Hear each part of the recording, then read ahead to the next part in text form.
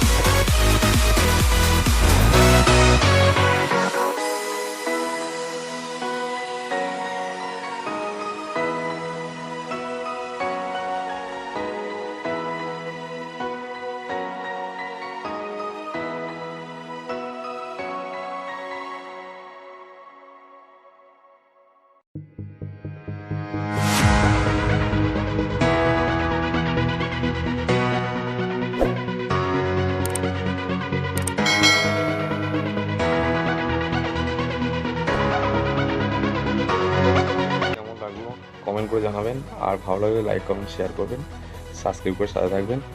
অবশ্যই বন্ধুরা লাইক করবেন। এরকম কোন ধরনের ডিজাইন আপনারা দেখতে চান সেটা কমেন্ট করে অবশ্যই জানাবেন আমাকে, আমি সেই ধরনের ভিডিও আপলোড দেওয়ার চেষ্টা করব।